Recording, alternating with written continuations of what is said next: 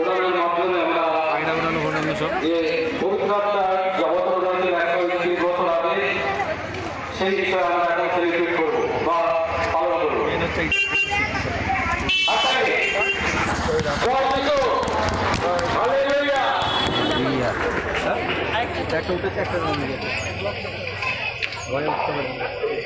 এরপরে আমরা সামনে তারপর মোমবাতি, তারপরে বাদ্যবাবু থাকবে।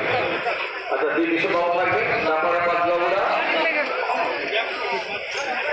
প্রথমে যারা মোমবাতি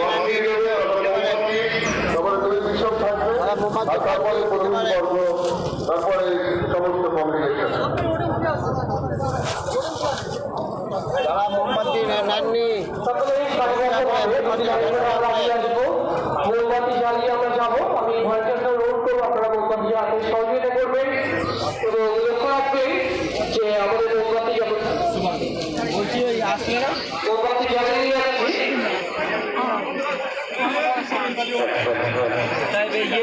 আচ্ছা, মোমবাতি জ্বালা পাননি নিতে পারেন 10 টাকা করে।